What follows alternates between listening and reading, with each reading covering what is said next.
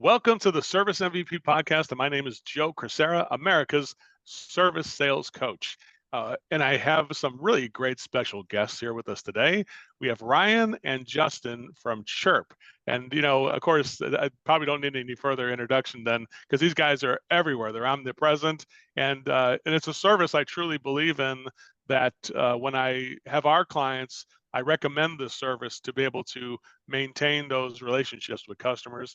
Ryan and Justin, thank you for coming here. Ryan, thanks for being here. I appreciate you being the owner of the company. Thank you so much for having us, Joe. Really appreciate it. Yeah, stoked to be on here.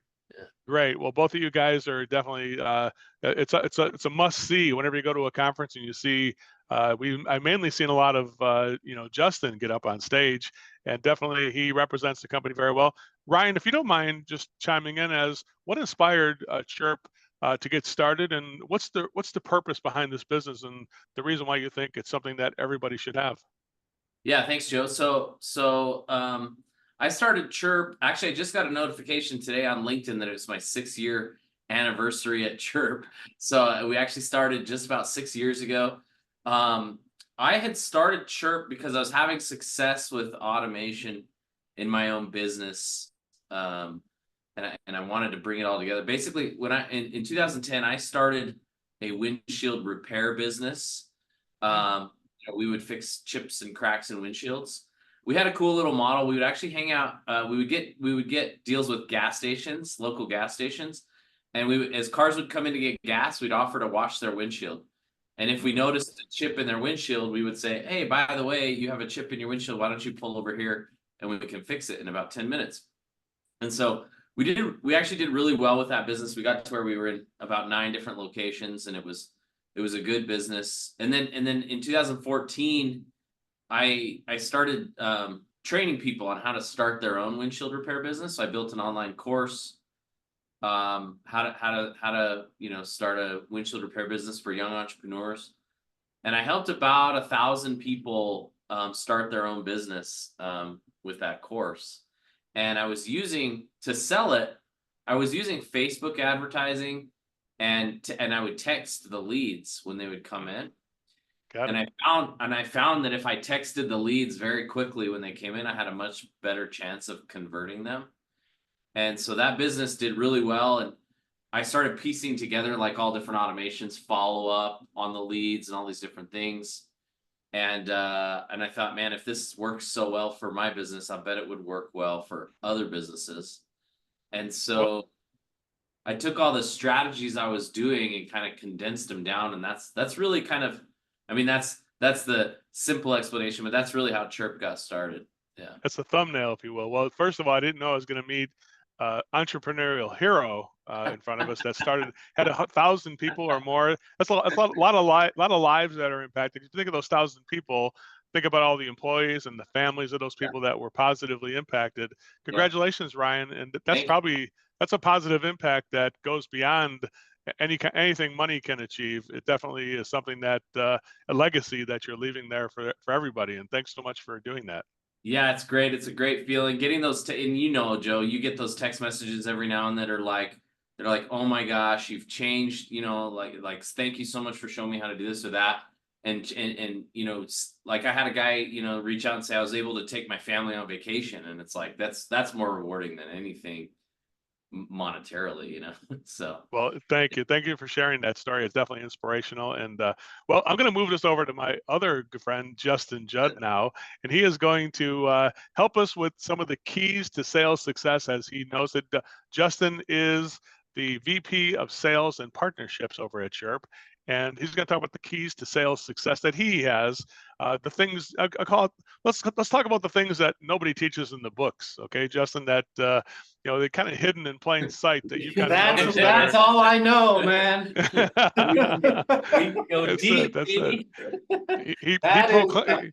He did proclaim on Facebook that he was like the #1 salesperson. That I said, yeah, well, have fun being in second place. I told him I was kidding with him, and I said, there's a lot of people in second place. Don't worry, there's a lot of company there, Justin. So don't worry about that.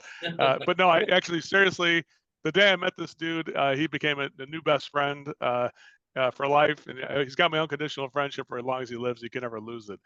Justin, why don't we start with Thank you. start with a little bit about how you got involved with it. I just by looking at you and observing you on stage, I imagine you just got started by out hustling people and doing working hard on other people. This sounds like kind of what I'm kind of picturing as your starting point. How did you get started in sales and all that part of it there? Yeah, that is very true. Good assessment. What made you think that? Because the energy, I can see that you're a kind of person who doesn't wait for things. You're the kind of person who drives change. And I always say the universe rewards people who take action. And that's really what I see when I see you on stage and I hear you and do the things you do. And Chirp is about that too. Chirp itself, in and of itself, it's a software that is action based. It's not like something that waits for things to happen. It's something that makes things happen. And I think the software and you and what Ryan is trying to achieve, I think you strike a perfect balance. I think, and it's a mission that's kind of starts with the software, but then it manifests itself with the people who work at Chirp. So that's one of the things I've admired the most secretly. You probably didn't know that. I've been stalking you guys. So, but anyway, why don't you tell us a little bit about that thing that here I go taking up too much air room again here, but tell us a little bit more about yourself, Justin, and how some of the key, you want to start with some of the keys to sales success you can, or just give us some of the background, maybe some stories you've learned. Yeah. Tell us what you want to, where do you want to start with this? Yeah, let's start. It's kind of a cool story how I even came to Chirp. You talked about the universe, and I'll tell you, you're kind of spot on. Number one, like, I don't think that there's a lot of people that are smarter than me. A lot of people are smarter than me. You won't find a lot of people that will hustle harder than me. Mm-hmm. And so that's number one. The second thing that you mentioned is you talked about the universe. I would say my mindset is what has differentiated me from other salespeople that I've worked with. I think mindset is one of the biggest things that differentiates your good from your great. I've always had an ability to tap into the universe, like you talked about. When me and Ryan, the way that we met, it's an interesting story, but he was still doing sales at Chirp and realized that if he wanted to scale the business, he needed to bring somebody in to do sales. And around that time, he got onto LinkedIn and said, man, I'm just going to find someone that I know in my network to reach out to. Me and him hadn't ever even really talked, I don't think. I think you had messaged me on LinkedIn one time. Years before. Well, I randomly popped up on his feed and he's like, well, I'm going to reach out to Justin. And so he reaches out to me. Well, interestingly enough, I was looking for a new opportunity at that point. I had just worked at a company called Route. Route was the first software company to come up with shipping insurance for online stores. So if you go to like a website and you buy a pair of pants, you get to the checkout page and it says there's a little checkbox where you can protect your package from loss, damage, or theft for like 98 cents. I was the third sales hire at Route. I was the 17th overall employee, and I helped build out their sales team. And we went from 0 to $1.5 billion in 3.5 years. But anyways, I was looking for a new opportunity when Ryan reached out. I want to add to that. When I called you, I had said, I'm going to create a list of 100 people on LinkedIn, and I'm going to call through all 100 of them. And you were the first person I called of my list of 100. Yeah. I guess I put an end to the list right there. Right? Yeah, once you had a conversation, it's like, well, you just saved me 99 more conversations. Yeah, exactly. It was great. Yeah. It's all really interesting. So anyways, he calls me up. I'm like, yeah, let's have an interview. And so I drive to the office. Keep in mind, this was only about 2 years ago. And we were in a tiny office, 4 people. Closet. In an office that was as big as just this room right here. Yeah. And I pull up and I see 2 white BMWs. And I drive a white BMW. And it seems random, right? But I'm just like, man, how weird is that? There's 4 people in this office. 2 of them have a white BMW. I have a white BMW. I go in, we have the conversation, and we kind of just knew it was meant to be.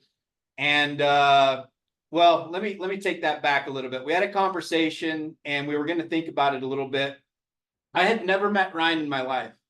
Well, that night I'm shopping at Harmon's grocery store, and I see Ryan and his wife at the grocery store just randomly, and I had never seen him in my life. And it's a grocery store that's not anywhere near my neighborhood. We happened to be out and about for some random reason, and we bumped into him. Yeah. And so it just kind of clicked to me, man, I just kind of feel like this is right. And it's interesting because I had a better offer on the table. When I say better, I don't mean a better offer. I mean, I had a higher paying offer to begin with already on the table. And Ryan also had to take a risk at me. Joe, you still there?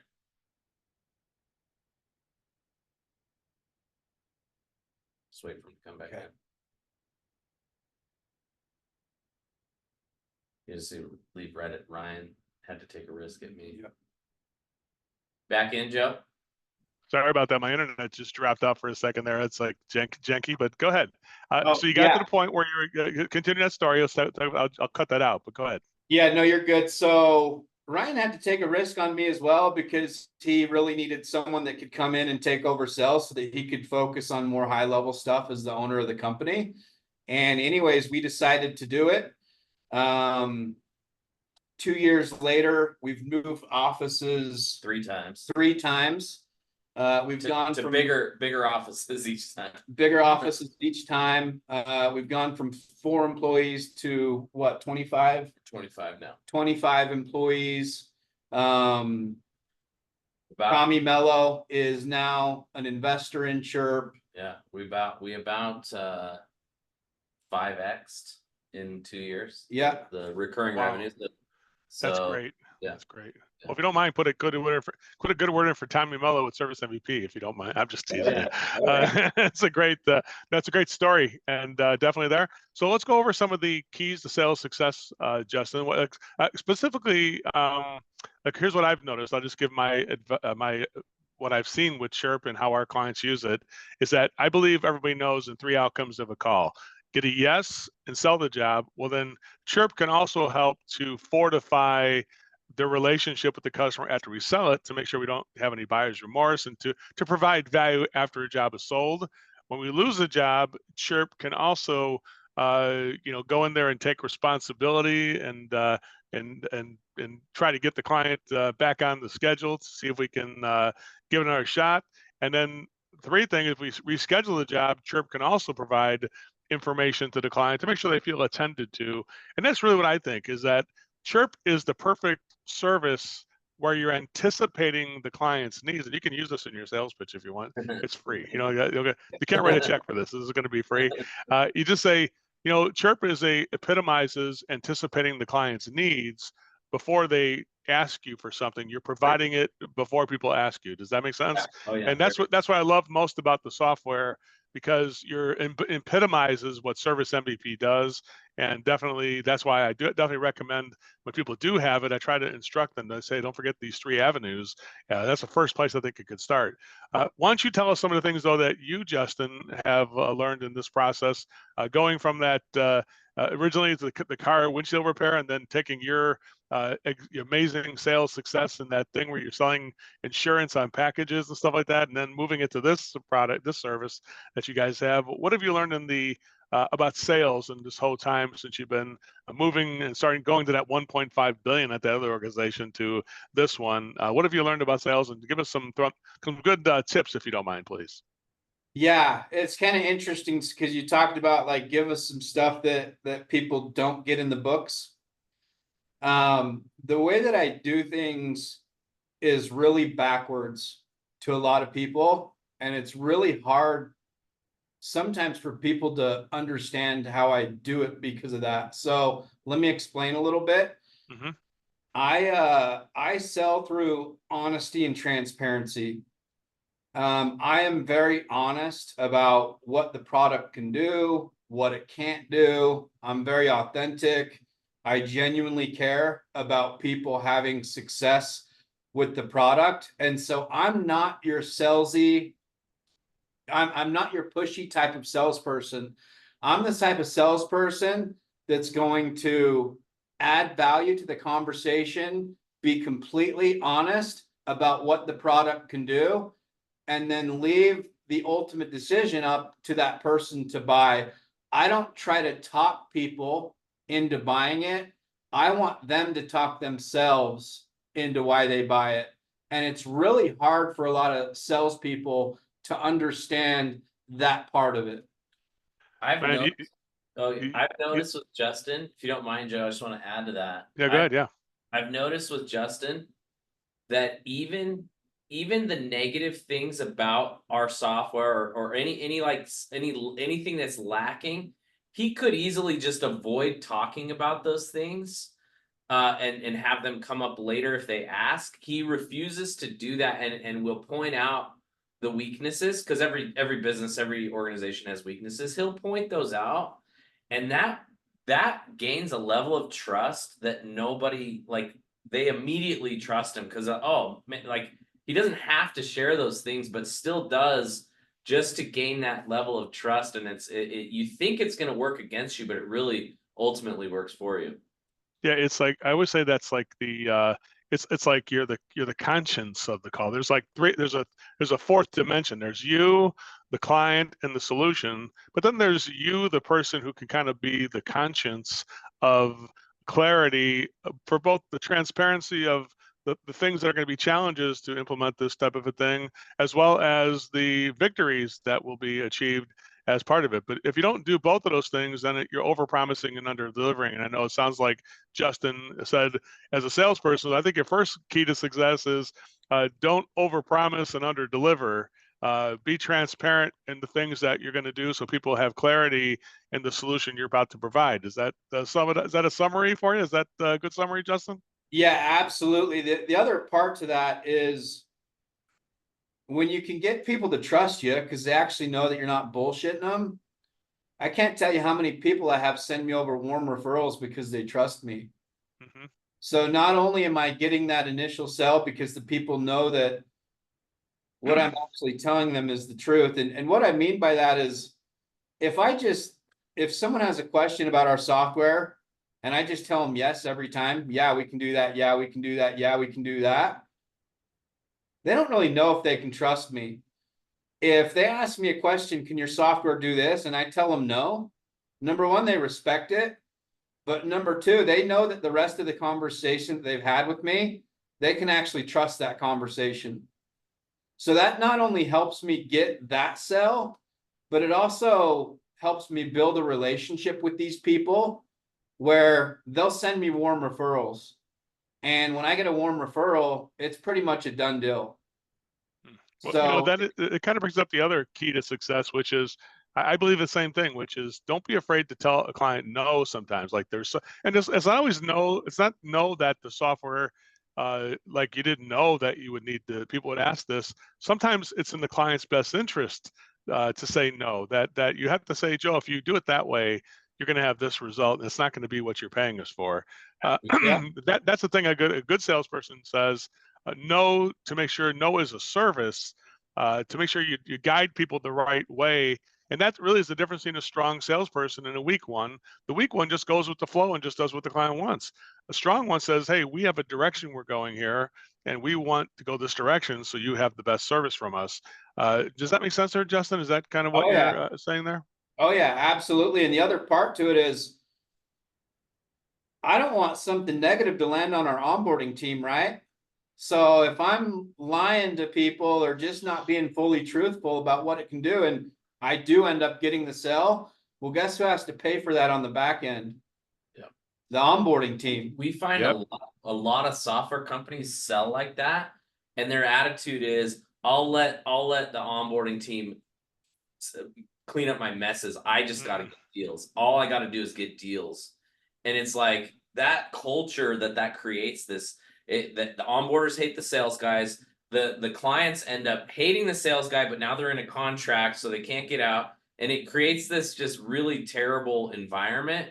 And it's like, we want this really clear flow from the sales guy to the onboarder to, so they feel like, oh, everything went clear. And it doesn't happen all the time. We're going to butt heads and there's going to be misunderstandings and miscommunication. But the ultimate goal is to have, when they transition from the sale being made over to the onboarder, that they are getting what they were sold and they're happy about the transaction they made. it's a service to the internal team, right? And I think it could be our third step here, which is that project management is still part of the sale. That when people are just getting the job done, the job is still being sold in essence, right? That it's not sale isn't over just to get the money and take the money and run. Somebody's got to do the project and get this in place, and the sale continues until the project is completed or until people are using the solution. Because the enemy of Chirp and Service MVP, we have a common enemy, which is people who don't use the service after they buy it. Does that make sense? Does that make sense here, guys? That, Oh yeah. Oh and yeah. I think the same thing is true from heating, cooling, and other things. If you're selling people a solution, but they wind up not using the solution, then they just think they got oversold by the salesperson there. And I think and then the team is like, why? And then the team gets demoralized, right? Like, oh my gosh. I mean, you don't want anybody to say, oh, what did Justin sell again? Now what kind of hoop we got to jump through here? In a way, you're telling the client, here's the hoops we're going to jump through, and those are defined very well, so the team doesn't have to. This way, I don't have to apologize to my team that we're doing this job a certain way, and that is a great lesson there, because I think a lot of salespeople think that the sale ends when they sell it and collect the money, right? And they forget that people could ask for their money back, for instance, and you wind up with a customer concern. And last thing Ryan wants to hear is that kind of conversation. Hey, Ryan, we got this client you need to talk to. It's like, me? I got 25 people here. Why do I got to do that, right? And so I think it's essential that the salesperson gets us across the goal line, not just with the client, but also with the team. That's a great observation there. And you can operate like that for a while, and go, we have plenty of leads. It doesn't matter if somebody gets upset. It doesn't matter. We're getting plenty of sales. But that eventually there will be a tipping point where you're basically feeding negative people into your marketplace that have had a negative experience with you. And the more you feed your marketplace with people that have negative experiences, that tipping point of you getting all these leads is gonna change. So you'll see companies that come and go, they blast out, they come out real strong, they get a ton of sales, but they're not fulfilling, and they're living by this other culture. And pretty soon that catches up to them, because that negativity coming from the what they're pumping into the marketplace catches up, and eventually they can't get deals because nobody trusts them anymore. Well, I think you're right. I think that's the thing. It kind of goes in a full cycle, and then it's a downward spiral. And I think definitely it takes a leader like Justin. I know he's right. He's in front of us, so I'm going to talk good about in front of you, Justin. So I think in a way, when you say you are one of the best salespeople, I would have to agree with that, because you're not just swinging the bat to the point where you're getting people persuaded to buy, but also making sure people are satisfied at the end. And that, to me, is the best salesperson. Because here's the thing, guys, you can't continue to sell if you're spending the next week handling all the messes you created from last week, right? You can't keep stacking sales up when you got to go back and clean up all the messes from last week. Does that make sense, guys? That's such a good point. We talk about this because there are sales guys that think they're the best sales guys in the world because they're the best closers. And you go, no, you're good at one part. You're really good at that one part of the sale. There are probably guys out there that are better at certain parts of the sale than Justin is, but as an overall, he's the best at all, in my opinion. And it's like, so you have to change the focus from, well, yeah, you're a good closer, but there's all these other negative aspects about what you're doing that are going to cause these problems. So you're not the best salesman. You're the best closer, but you're not the best overall salesman. Like even collecting the money is a part that some people don't realize, that, hey, did you get the money? Oh, darn it, I'll get it tomorrow. It's like, no, get it today before you got the call. What are you doing? So it's interesting how those are the small details that, I sold a great one. Really? How'd they pay? Oh, they didn't pay us yet. That's like, oh, okay. He thinks he did good. It's like, you do realize that the job's not sold until you get paid, right? And yet it's hard to explain it to sometimes. So Justin, you work with salespeople, right? And your team, to make sure that all those little blind spots are kind of fortified to handle. How are you at maintaining your patience with training salespeople and stuff like that? Tell us about that. What's your demeanor when you're helping people like that? Do you have to kind of put on a different persona to help people in a different way? What do you think there? That's a good question, man. It is tough for me sometimes, because unfortunately I'm not the most organized or systemized person. I'm one of those people that it's all up here, but getting it out on paper and putting it into an organized system and process is not my strength. So I hired for that. So that being said, like I have an awesome sales team. And the cool part is because we've scaled pretty, like it's fast for us, but it could be considered, slow for software companies that go from, 0 to 2,000 people like Route did, that previous software company I was at. But it's allowed me to work with each salesperson on an individual level. Ryan kind of created the initial sales pitch and sales process. I copied it from him and kind of put my own little twist on it and have trained each following salesperson in suite. So we have a pretty similar process. And one of the things that I do make sure, and I do like watch over that's important to me, is just that we're being real with people on the phone, that we're being honest with them, and that we, are just adding value. I'm not okay with stuff getting back to me like, hey, your salesperson said we could do this and it doesn't do that. I've noticed two really, really key things about Justin that are just next level. Number one, he cares more about the salesperson as a person than anybody I know. He actually genuinely cares about them as people, wants to make sure that they are, happy with what they're doing. They are successful. He wants them to make a ton of money. There's no sense of like competitiveness. It's like he wants everybody to eat, and so that's a really big important trait. And then the other part is he does really genuinely hold them accountable, but in a way that's very leadership based. It's not, he doesn't get upset or mad. He's very good at pointing out what they did wrong in a way that makes them want to be better. Justin, how do you because I think a lot of times people like you who are who are very action oriented sometimes need to take a breath before you make your approach to other salespeople and things like that and say, okay, let me just stop and calm myself down before I say what I'm gonna say. Like the first impulse is to say something that's not going to be productive, and then you process it. You maybe give yourself 90 seconds, and and then you say it in a caring a way that people feel cared for, respected, and supported. What did you learn that trait? Because if to grow something like this, you can't just be a reactionary dude who runs around screaming at people. And I think Ryan has definitely laid down the groundwork for what that looks like. He's got that demeanor too, where he's here to help as well. It probably comes from the top, right? Because you can't get that unless your leader is also supporting that as well. But where did you learn that skill where you kind of pump the brakes? Because that's something we teach here, which is, hey, pump the brakes. Think about what you're going to do. It's not about you. It's about helping them, right? I always say that. So tell us, where did you get that skill where you kind of pump the brakes and think about it and then make your approach? What do you think of that? That is a damn good question, by the way. And I'm not just saying like that's a legit good question. Emotional IQ is the ultimate currency. I'm telling you, emotional IQ is the ultimate currency right now. A while back, it was IQ. It was intelligence. It was how much you knew. These days, in my opinion, emotional intelligence is more important. How did I learn it? So this is getting a little bit like vulnerable here. It's okay.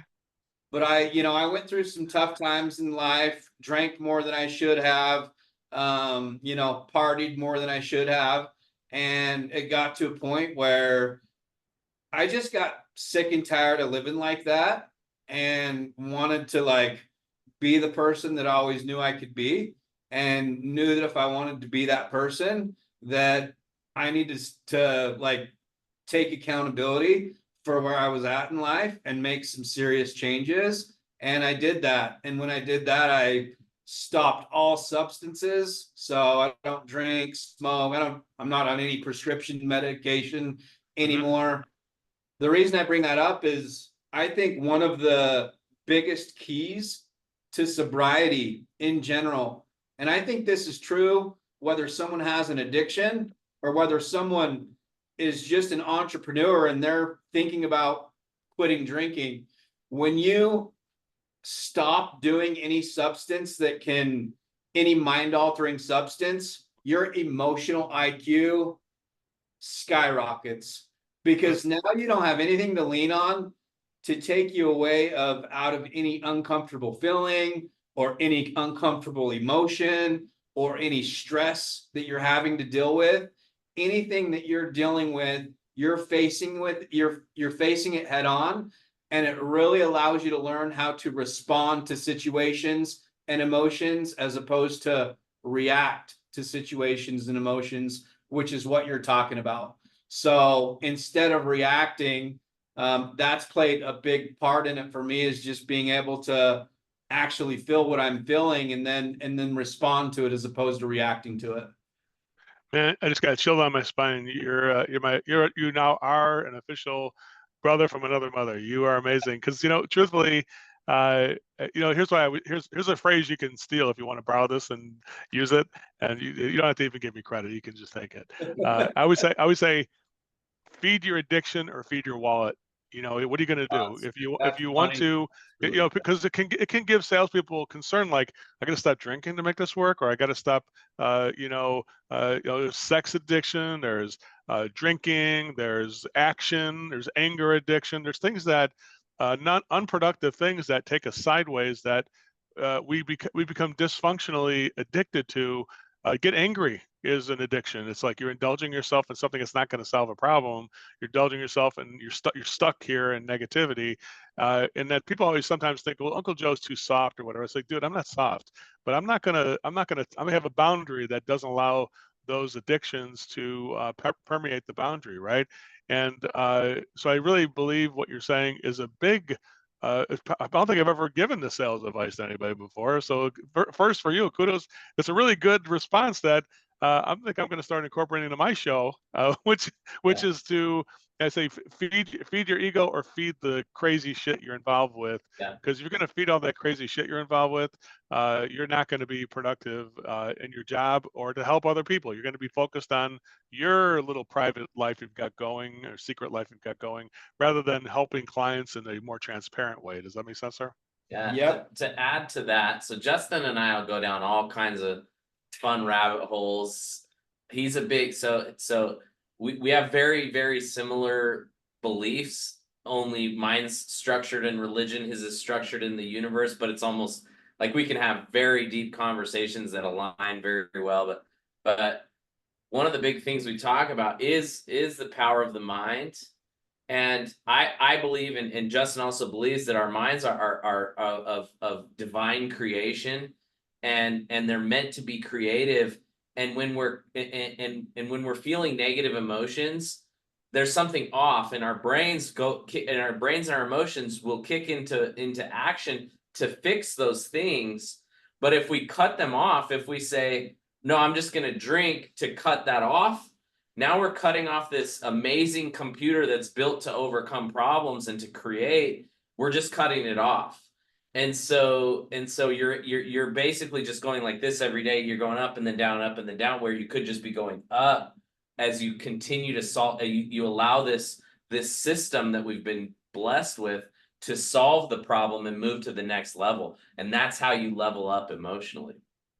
Do you guys realize how this podcast started with the keys to sales success, and then it ends now with everybody selling themselves on using Chirp, because you're the kind of people we want to do business with, right?